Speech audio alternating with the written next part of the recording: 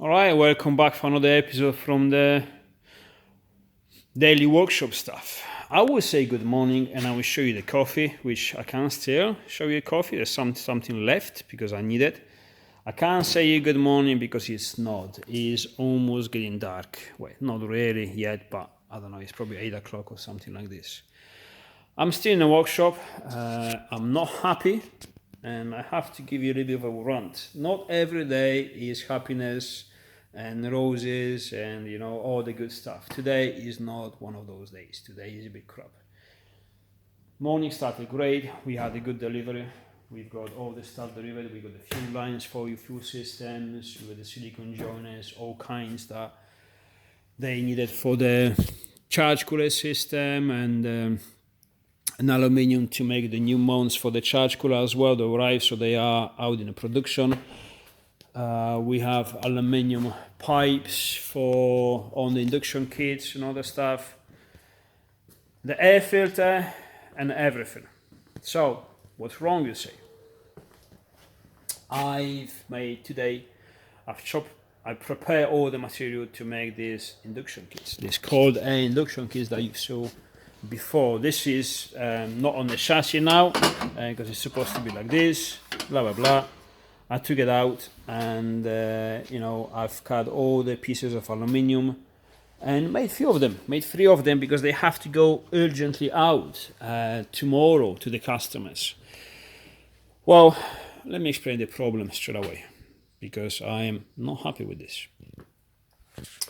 What we have here is precision 3-inch aluminium thin wall pipe, like thin, 1.5 mil. We have thin wall aluminium bends that I chop and bring to the correct size and weld them to these pipes. So great. Well, not really. These pipes are made of different grade of aluminium. Not only different, but pretty crap. This is not a very good quality. Also, they are not completely round, okay, and not very precision like this. Especially when you cut them mid-corner, because I think they're like mandrel bends, or I don't know what they are, but once you chop them, they get very much oval. So what that creates is a difference between overlapping the materials. You see, this is how it should be. It's still not great because you see the weld is a bit shiny. I don't like it when it's shiny. It should be nice and matte like this with a cleaning action around. More like this. This is just spot welds, but that kind of stuff. And the problem rises not there, it rises here. Let me show you.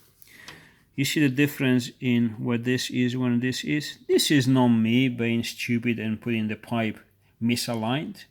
The pipes are aligned, like on here and on the bottom, but they are squeezed. They are oval. Not even oval, because they were oval, I can just squeeze them here and bring them to be round. But no, they just have this funny shape. So it creates the gap between this and this, because this is being very thin, 1.5 mil. There's more than 1.5 mil gap here, about 2.5 or 3 mil. And when you're gonna have to fill this gap, it's not great, it's not ideal. Plus, you have a difference in materials when you weld them. Plus, this is very thin. So this is the result. This is borderline acceptable.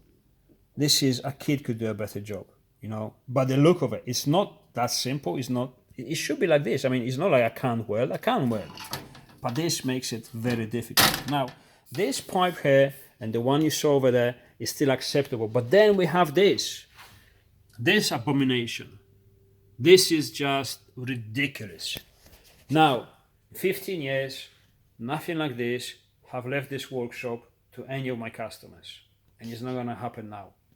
Period. So, yeah, it's a bit of a rant. Okay, so what's the substitute? The substitute is very simple. So the problem we have is inconsistency in welding. This is decent welds. That is a crappy weld. You know, it's still, again, borderline acceptable. It should be like this, not like this. It's crap.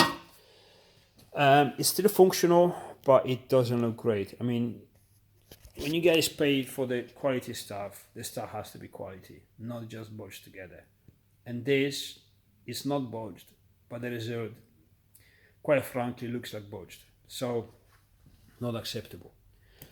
Now I'm gonna show you inconsistency on stainless.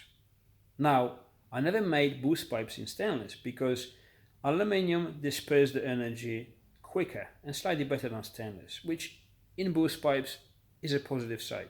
I'm not saying that the boost pipes made of stainless are bad, they're still okay. I prefer them in aluminium, tiny bit better, so we always win aluminium.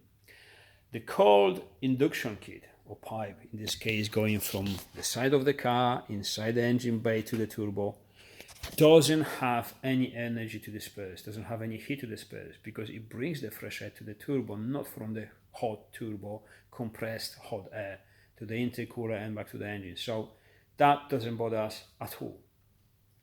Actually, stainless in this case maybe slightly better because it's more resistant to the ambient, resistant to acids, resistant to, you know, to bad weather and all the stuff. It's not really a big argument, but if we just want to play, you know, the differences, maybe that is one. Now I'm gonna show you the inconsistency of welds. I think I've done it the other side, so let me just turn it down. So, again, because stainless, this is all precision. We have the pipe, the straight is precise, the elbows are precise. Even if you cut them in the middle, they are 99% precise, so there is no inconsistency in aligning the material, even though material is still thin. But for the purpose of showing you the inconsistency, I made a little bit of a gap on one side, on this part of the pipe. So let me show you when I weld the pipes, the stainless, without using the filler, because there is no mechanical stress. I don't have to use a filler. I just have to fuse them completely, and this is very strong, more than we're ever gonna need. And this is the weld that I did using the filler, because there was around 1.5 millimeter gap. It's still great. It's still okay. So worst case scenario, even if something goes wrong and there is a bit of a gap, this is still fine. Plus, there is no chance to go wrong, as usually they all like this. But again, let's say it happens 1% of the cases, 2%, 10% of the cases, there's going to be a little bit of a gap. Use a little bit of a filler and it still looks great, you know. So I'm switching to stainless on this stuff. You say it's not a big deal. Well, it's not a big deal if you do one off. If you do production stuff, it is a big deal. Because, for example, that pipe over that I showed you, which is disgusting, it's not going to leave the workshop. Two of them, they all right, and they're going to go out because we have a couple of customers, they're waiting for this for a long time, and we have to send them out. You know, I'm going to go, I'm not going to be here tomorrow. Today is Thursday, tomorrow is Friday. I'm leaving for racing for the weekend. So Steve is going to send them out probably, and you know, we get them out. But from now on, they're going to be in stainless. Now, on 3, I have 1 which is bad, so it's about 33%.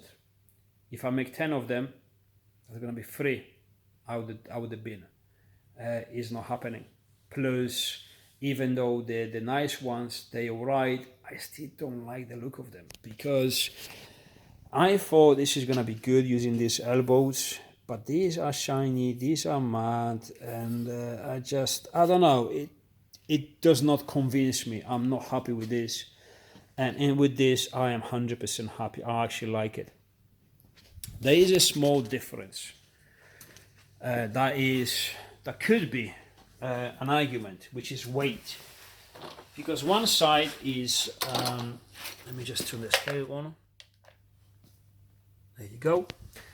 Because one is very thin aluminium. Obviously, it's going to weigh nothing, well, very little. The other one is stainless. That stainless is already thicker as a wall. That's 2 millimeter against 1.5. So plus it's steel against aluminium. Obviously, it's gonna weigh much more. Now, if a part that you're gonna fit on your car, on your lightweight car, performance car, weighs 20 kilogram, other one weighs 30 kilogram, you have 10 kilograms difference. 10 kilograms is quite a lot. But when we're talking lightweight, fairly lightweight parts anyway, the difference is going to be smaller. Although the difference could be drastic between the parts, but the end result is not so drastic in overall. So let's have a look. Let me just turn the camera around because I have to use one hand for all of this. That's the scale, 0, you can see it. I have to kind of keep the pipe on the balance. 130, 125. I'm on keeping balance. Yeah, I think 125 is reasonable. Again, I have to keep it in balance, so my finger plays a little bit of a role there. Now let's have a look on the stainless. Same pipe, no fittings, same elbows, same length, is completely identical. Just the material changes and it looks better than instead of poached. Let's keep it in balance.